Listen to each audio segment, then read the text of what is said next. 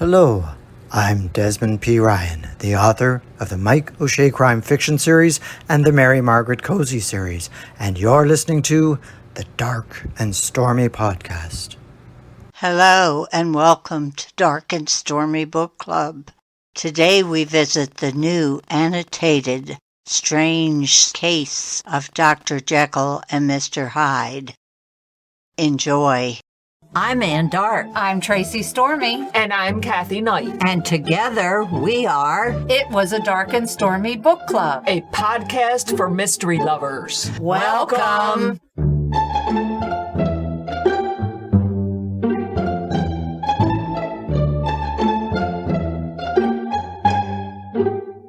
If you enjoy our show, please consider contributing to the Dark and Stormy Patreon. By becoming a patron, you will help us create better and quality content. There are also benefits to becoming a patron, such as exclusive content and Dark and Stormy merchandise. Become a supporter at patreon.com/darkandstormybc. Check our website for the link. We appreciate any and all contributions. Thank you.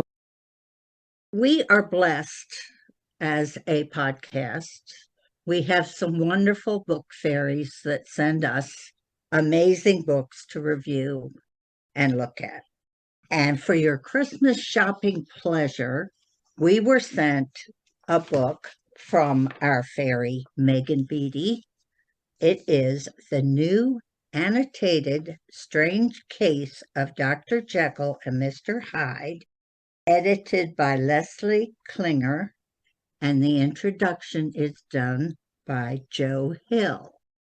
It is a fantastic book. If you have a person who likes old mysteries with a lot of explanation, this is the book for you, and it would make a great Christmas present. Well, if any of our listeners are big Sherlock Holmes fans, which I know most of them are, Leslie Klinger, who is a man, for a long time I thought he was a woman, has written many Sherlock Holmes annotated, and he is almost considered the top expert on Sherlock Holmes. Put that on your business card, do you think? Yes. Top rated Sherlock Holmes aficionado. I'd like to see his. He is a feel member of the Baker Street Irregulars. I'm sure that's on his business card. Now it's going to turn into a postcard. That's Yeah. That's too many words. One of those folding down cards. He's got many, many things going on. And Joe Hill, who does the introduction of the book, is Stephen King's son, who is a writer in his own accord. And he does some good work. Oh, my goodness. He definitely is a chip off the old block. Yes. I love it. What we're going to discuss is this book. The actual story is a novella. Yeah, and it's very short. So this book is maybe 288 pages. So there's a lot of filler, but it's wonderful because there's lots of pictures and illustrations. When this book was written, photography was just starting. So there's actual pictures of Robert Louis Stevenson. And if you've been raised under a rock and don't know this story, there might be some other stories that you may recognize, like every child had this in their nursery, A Child's Garden of Verse. He wrote that. And Treasure Island. There's a lot of talent there. That is awesome. So if it's a novella and then it's a lot of pictures, is that the bulk of the 288 pages, the introduction and then a novella interspersed with pictures? Yes, but then in the end, he has the transcript of the actual story that he wrote and then the corrections that he made. So you can see what he took out and what he left in and crossed out. And then in the end, the last part is the editor's copy where the editor made changes. I love the it. Original. Well, it's very fascinating. Yeah, I couldn't put it down because it's like you got to sit in on the process of the writing of this book. And you also got to hear about what people's reaction at the time were. Like his wife hated it. She wanted to throw it in the fire. Yes. And man. And they think she may have been the one who actually burned the original copy. Ooh. Because they're not sure. Somebody burned the first draft. He claimed he did it, but people think that possibly Fanny did it because she didn't like this Wow. story. And Fanny, she was a writer too. She wrote for magazines. So it's not like she didn't know what she was talking about. Right. She was a cougar. She was 10 years older than him. She was married when they met. Oh, goodness. Yeah, so this is scandalous. It's a That's very totally scandalous story. scandalous. He followed her to the United States where she was deciding whether to leave her husband. Oh, it's quite the story. Oh, my goodness. Yeah, and they were world travelers. Matter of fact, he died in Malta. Yeah. I think it was Malta, and that's where his gravesite is. And he actually had a very short life. He only lived to be, what, 44? 40, I thought it was 46, but I might. So he fit a lot in. He was born with tuberculosis. They called it a lung condition back then. Okay. So he struggled his whole life with that. And he was very gaunt. In the pictures you see, He's very skinny. And yeah. Okay. not skeletal, but very Yeah. thin. But he wrote to a friend in 1885, and he said, I am pouring forth a penny dreadful. It is damn dreadful. And that was when he was writing this story, which came to him in a dream. Yeah, his wife actually woke him up from that dream, and he was like, you shouldn't have woke me up. Fanny said, in the small hours of one morning, I was awakened by cries of horror from Lewis. Thinking he had a nightmare, I awakened him. Why did you wake me? I was dreaming of a fine boogie tale. And he elaborated on the dream. I love it. I love it. Well, I think we need to also touch upon the fact that this was at a time when science was starting to really take hold in the world, and they were discovering things, and they were realizing that we were made up of lots of different things.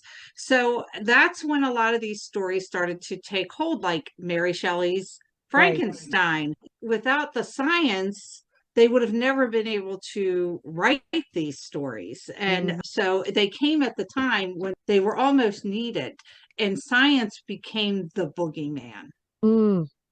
They think he based the story on Deacon Brodie, who was a notorious thief and murderer. But he led a very society life on the above ground. So two different sides of the same person. Two different sides. Deacon Brodie wrote a story called The Double Life, which they think is where he got his ideas. His jumping off point. Interesting. I do find it fascinating, though, that, you know, you can kind of tell what moves society was making. Maybe not today so much because we have so many books out. But when it cost a lot to print, or if, you know, there were things going on that authors will then address in a fictional way to almost be able to give you a reason so that you have something to hold on to, because you don't understand it. And if you don't understand it, it does become the boogeyman.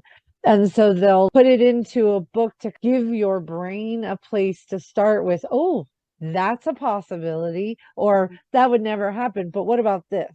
And I really do enjoy that literature did that and still does that. It does it. I was sitting there because I went down a deep hole with this story. I started watching old versions of Jekyll and Hyde last night. I don't know if this story would have been the blockbuster that it was now, because there's too much out there. Right. Today, they would have demonized it because he used drugs. Well, we're going to touch upon that too. And he was addicted to cocaine. And in the heart of this story, that's what this is about. Just like in The Shining with Stephen King, the story was about his descent into alcoholism. Yeah. But, you know, and this story is his descent into drug addiction and how it completely changes your whole Right. persona. And the thing that I noticed when I started watching some of the adaptations on film is some people actually portrayed it as two different people. And this was Oh. never two different people. This was Dr. Jekyll's way of being able to act upon some of his evil that he Yes. wanted to He had act on. inside. Yeah. So he already he had it in used- there. This just Yes. allowed it to come out and play. Uh-huh. Yep, So yep. he refers to Mr. Hyde as an actual other person. The one thing that I really wish I could travel back in time and be able to read this book fresh and not know what the answer was and Okay. be surprised. It must have been terrifying. Yeah, No because doubt. this truly is a mystery. That's the other heart of this story, is that this was trying to figure it out. And Right. so one of the biggest mysteries there was at the time. Yeah, don't even get me started on The Shining. There's a whole Oh, catalog of material about how that was shot, why it was shot, Oh, and yeah. what Oh, is yeah. actually happening Stanley in the Kubrick movie. had all these. Yeah, oh little- yeah. Oh my But in- goodness. and- That but in man's the a same- genius. Right. But then when it's the same thing with Jekyll and Hyde, I would think if you had no idea what you were reading and you had picked this book up right next to your, Jane Austen, and you're like, Right. oh, today I'm going to go sit with Jane, and then tomorrow we're going to go ahead and look at Robert. Even if you had read Treasure Island at some point Mhm. and had an idea of what his writing style was, to then read a book that is dastardly. Now, I didn't read this particular one, but I have read it before. Then I've seen stuff before. But I can't imagine not feeling like you're on some kind of whiplash ride Yeah. while yeah. you're reading this, and like horrified too, because who is doing this, and feeling for Dr. Jekyll, and then all of a sudden it's like, Yeah. okay, I think Oh. my eyes just rolled into the back of my head. Well, especially back the Victorian morality, Yes. everything had to be Piousness. even though underneath they were the devil incarnate Oh, and yeah. someplace. Well, it And was all this about opened hiding. up that door Yeah, that there is an evil side to people. Mhm. right. But in the original press, he sold 40,000 copies, which was Whoa. unheard of back then. And then when it came to North America, he sold 250,000 Woo. copies. Yeah. But they had preachers giving sermons about You can it. imagine. You can One of the plays that they did, the guy was actually accused of murdering somebody. Yes, he was accused of Jack the Ripper. Jack the Ripper. Yeah. Oh, wow. Yeah, he was Okay. never arrested or No. anything. Police didn't think he was Jack the Ripper. You never know. You never know. Maybe it was Tuesday. And they're Yeah, like, I don't know. yeah. Let's just yeah. pick a name out of a hat. What about that Yeah. actor that I didn't like too much last night? Was it Frederick March the first? Oh, he was amazing the way he transformed it. Yeah, and he did the play, and it even went to Broadway. He would do it right on stage, right in front of you, and no special effects or anything. It was all Yeah. lighting. The original movie was all lit, and of course, in black and white, we can't see the changes that happened in Right. color. They kept that secret until it had been adapted over 24 times that they released the way they did it. It was kept a very guarded secret for many, many Interesting. years. It is also fascinating when you go back and watch older movies. Are we, advanced as far as being able to make things look real? Absolutely. Computer generation has really moved forward in a lot of ways, especially over the last couple of decades. You don't even realize that anybody's on a green screen anymore. However, I am always like triple, quadruple, 100 times impressed when you're looking at a movie that was done so many years ago and it's that awesome. And you're like, how do you even Yeah, make that well, happen today? Back then, the one thing that they did that new filmmakers do not do Uh-huh. is they learn when it's okay to leave something up to the person watching its imagination. When Yes. they can let them decide, oh, you don't have to show everything. No. Rosemary's Baby, Oh, Oh, all that right. Now we're movie going. gave me nightmares Yes. like you would not believe. but you Yes. didn't see that much. No. You didn't see, it was all Mood. noises, Yes. but your imagination would just get, oh, it's the devil. Yeah. Yeah. And, Yeah, a lot of the old movies were like that. Rear Window. Oh, Oh, yeah. yeah. I Another mean, good one. and a lot of them where you were kept on edge for so long because they did use the cinematics that they had available to them at that time. And at that time, they were front runners on what they were doing. They didn't have some of the easy outs that we have today. They can't just Yeah. computer generate somebody in there, Yeah. like with the Star Wars movies, with them taking people who have actually passed away. Right. Or the new Tron that came out several years ago, where they took images from the original Tron and used them and computer generated them into scenes. Yeah, you can do that, but you show me a movie that I am on the edge of my seat and you have done nothing but make sure that the lighting, the makeup, and the positioning is good. In the original Halloween, there was no blood. There was only Yes. one scene with blood, and that was when she poked him with the hanger. Right. Other than that, there was no blood. It was Yes. just screams and stupid Yes. people couldn't turn on lights. And everybody always wants to go into the attic. I mean, you're gonna Yeah. get Oh, stuck yeah. up there, right? Yeah. So with the I- annotation, did you find, I heard you guys say that it was a whole different experience because you got to go through the process. Did it give you additional insight into the character or the author by being able to see how it was put together? Like we said, it was loosely based, well, at least they think, because on he Dr. was, Brody's cabin. but also I think he took advantage of, like I said, the science, and Right. it was important to him to write a story like this. He did attempt to do another one. It was his first foray into, and I cannot remember what it was called. Oh, wait.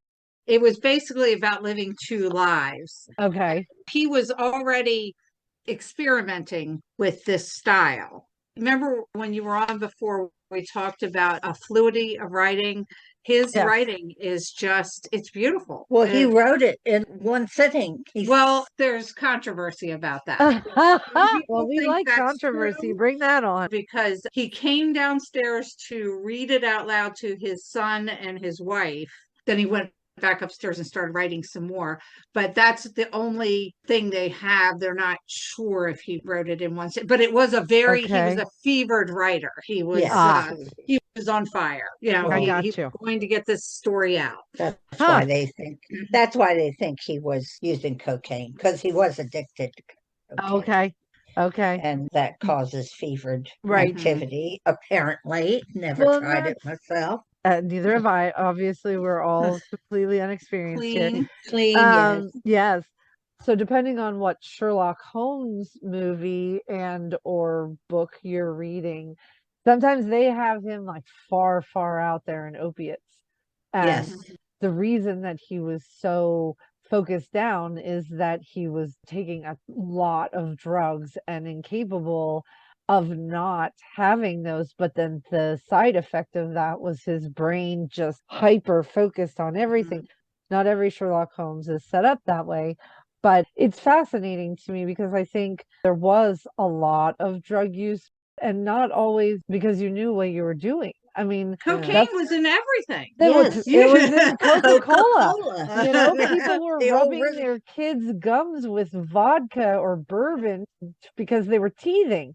I did that. Oh, There was All right. something called, I think it was called Mother's Teether okay. or something, and it was pure 100% alcohol. And I Wow. would rub it on her gums, and she'd just be I guess I was happy. happy child, happy child. Of course, they took it off the market by the time her brother was born, Right. and he was hell on her. He was my Mr. Hyde. She was my Dr. Jekyll. Okay. It is interesting that the names he came up for these characters, because there's a line in there that says he can be Mr. Hyde, I'll be Mr. Seek. So, yes. Interesting. Yeah. So I There's- think that was on purpose. I don't know where the Jekyll comes from. I don't. But, oh, here's something interesting that I watched a couple YouTube videos. We are saying it wrong. It's Oh. actually Dr. Jekyll. Yeah. Is it Yes, really? and I don't think I could wrap my head around Dr. Jekyll. It doesn't Yeah, have that. I mean, It sounds comical. and if you're going to go on Google, the pronunciation of it is Jekyll. Mhm. Yeah. Yeah. It's accepted. That's So- interesting. I see no reason to rock the boat now. I think we just leave it. We'll just leave. If Robert Louis Stevenson needs to come up and school us, then I'm available Yeah. on Thursday for a haunting. Yeah. No. That would be a- Shouldn't have thrown that out there. Sorry. We'll check with you on Friday. Right, See how yes, your please do. Thursday went. Yeah, if you don't hear from me, we might have had some problems, but perhaps I can add to your annotation. But Yeah. his wife was his biggest fan, That's but she awesome. was also his most ardent critic. She knew what was good and what wasn't. And I don't know if the reason she didn't like this is because it was evil, because I don't think it ever touched upon that. Interesting. She never gave her reasons, really, that she Uh-huh. didn't. I think it was the Victorian staidness Yeah. on the surface. But like I there's said. it was like a hot ticket to get cast as this. Like there's some pretty famous people played Dr. Jekyll and Right, of Mr. course. Hyde. John Barrymore. Yes. Wow. Frederick March was Frederick the March. was the most And famous. I can't remember who played him in the one that Julia Pretty Roberts. Woman. Yes, Yeah, yes. Pretty Woman. That was, but that was where she played the maid. She was the maid of Dr. Jekyll. Okay. The Incredible Hulk is Yes, Kind Very of well. like a take on that. right. absolutely. Then there were musicals. There was a Dr. Jekyll comedy. and Mr. Hyde were on Broadway. There's a 1988 Nintendo game.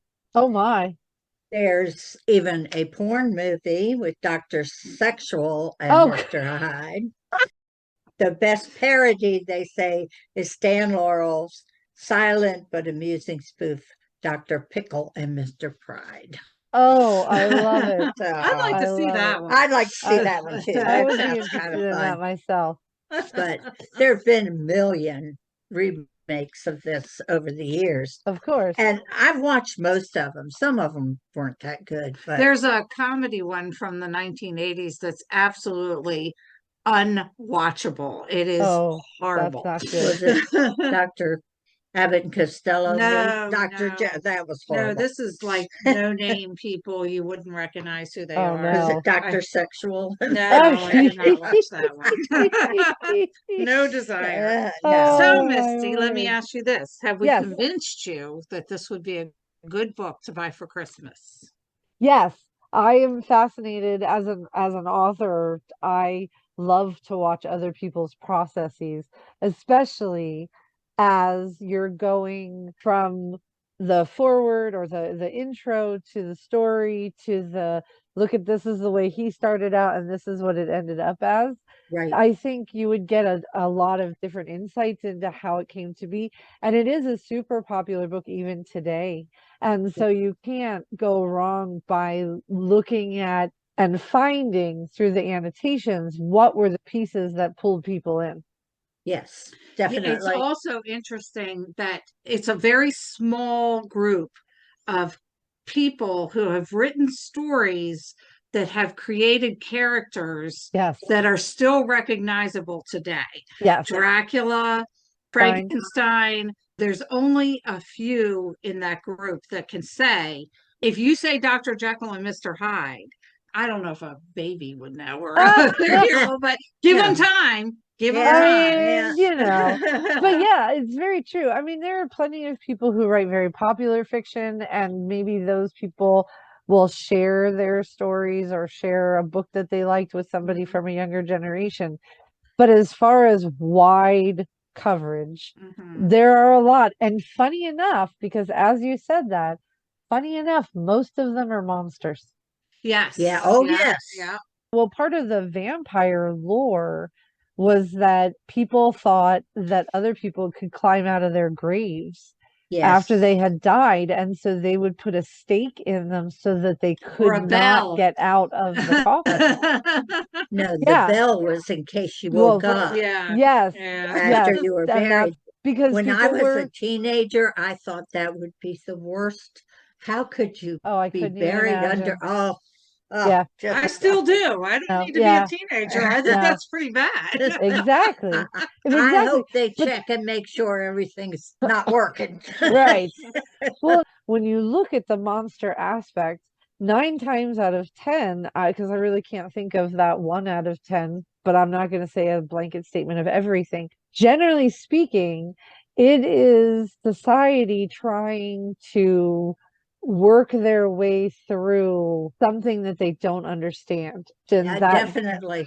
that thing that they don't understand is not Death. good. Death is You is know, the main yeah, thing with Dracula and yes, with Frankenstein. yes, Why can't we live forever? But yeah. if you read the original Frankenstein to change, I hope that Klinger does an annotated version of that. That would be cool. The villagers did not know Frankenstein was recreated from Right. a dead person. They Right. just saw an Mm. evil monster Yeah. that they didn't understand, who Yeah. could not communicate with But I'm them. talking Right. more as a reader. You are trying to understand what happens when somebody dies, and the church tells you this. Well, Right. here's another version of that. There's a big documentary actually, and it's fascinating. It's all of the different versions of the Grim Reaper. There are Where can you watch that? I'll have to find a link for you. I Okay, have yeah, it send me the somewhere. link. I'd Yeah, love to so see it's that. so it's like the Norse Grim Reaper, and sometimes it's a woman, sometimes it's a man, sometimes it's The payment for banshees in something, right, or Ireland. it's payment for something that you did wrong. Sometimes you see them, sometimes you don't see them. And so really it was a matter of, this is why something horrible happened. And it's one of the reasons that religion was started in some cultures, is that they needed an explanation for why the crops did not grow. And it couldn't, Exactly. and They so needed it was somebody to because blame. Yeah. yes, Did Yeah. did yes. you ever watch the movie Invention of Lying? I have not. I'm gonna write that down. Okay. It's Ricky Gervais. Oh, And he's in a society that nobody's allowed to lie. And his mother is dying. She's scared. She's terrified. So he invents this guy in the sky who's going to give her a mansion. And well, the nurses and doctors hear this and they're, we Right. want to hear more about this. And Yes. it's very interesting. It was just interesting. It was funny. I am often fascinated by how other people View think. religion. Yes. And like, what do you believe in? Why do you believe it? I mean, I'm open to documentaries on all kinds of things like that. Right. And that was one of the Grim Reaper things, is I write a series that has a Reaper of sorts. How does it come into every society? Societies that did not touch each other, and yet they're coming up with the same kind of concept. And 9 times out of 10, it's because they're trying to explain something that they don't understand. And Yes. so with Dr. Jekyll and Mr. Hyde, I'm assuming with the coming in, right, good versus evil, how can you live two lives like that? How in your brain do you keep those two straight? Well, and if you think about it this function. way, if you have somebody who's murdered somebody Yes. and you're reading this in a newspaper and you're like, what would drive somebody to Yeah. commit this crime? Yeah. Here's one of your answers right there. Right. He just had a moment of madness. Every defense attorney has used that Oh yeah. in Oh a yeah. trial. And I'm sure there's probably even, it's called a Dr. Jekyll and Mr. Hyde event. I'm sure they do. I'm sure that somebody's that's a used that. reference. Yeah. But Yeah, no, but it, I I'm- definitely, I already put it on my list, and it should be here in a couple of days because I want to read it. I mean, it sounds awesome. And like I said, I like when you have extra parts, because this, especially these kinds of stories, if they're going to annotate things that a lot of people have read, you may have read it 3 or 4 times. And I find that at different ages, you get different things out of the exact same Exactly. books, because Mhm. I call it your filter, but like all of your experiences weave together to give you this glass or this sieve that everything that happens to you goes through. And so your filter, maybe when you read it at 14 for, advanced English, is going to be completely different than the one at 25 when it's really rainy outside and you get sucked in. Or you read it again because they put a new movie out and you want to see how the original compares. And so in your 40s and your 50s, it's all going to be different. And so I yeah. think the annotated version is like, It ticks off especially all the cool. boxes. Yes, Yeah. yes. And it And gives you shows other you someone things to else's. think about. Yes, Yeah. absolutely. And you Okay. get to learn the backstory. An information geek like myself, that is everything. Like the blooper reel. It's like the Yeah. blooper reel and the cut scenes. Absolutely. We always Well, watch those on movies. Yeah. I can remember being in high school. Now, this was in the 60s, and we had to read 4 books for a year. Okay. We had to read Dostoevsky, dry. We had to read Robert Louis Stevenson, but they had books that were not acceptable. This was on that list. Oh, I can imagine. First of all, it was too short, and that would have Well, been a yeah, cop that was a cop out compared to Dostoevsky. It was not acceptable because the societal mores at that Right. time, you can't think about drug use and No. Mhm. yeah. Well, That I think didn't that's another reason why the movies, they show him drinking a potion, Right. but Which they'd is rather not doing drugs. Yeah, Yeah. it's not doing drugs. It's just making it sound like he just turned into something evil. And I one time probably thought that too. But Right. now that I'm older, I know drugs are bad. Yeah. Yeah. In one of the author's notes that he submitted, he took out the use of the word drug Oh, okay. and changed it to an Right. elixir. I guess even though cocaine was acceptable in some places, as long as it wasn't overused, they didn't want you to advertise Right. drug use. Yeah. Right. So, Right. as a thing to do. Well, they didn't want kids trying it either, I Yes. guess. Well, and so if you make it a magic potion versus an actual physical thing that you could go and get, or find somebody to get it, or wonder where you can get it, if you call it an elixir and it's some magic mixture, then it's something that you can't physically have can't get it. anyway. So it's the thought of it, even if it truly is based in reality and it's something that people were struggling with. Definitely. Yep. Yep. Well, for our faithful listeners, we hope we've left you wanting more. This is an amazing book and would make a fabulous holiday gift.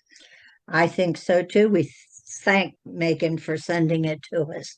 It's an excellent book. It's out now, so you can Yes. get it. And I'm sure all the major retailers have it.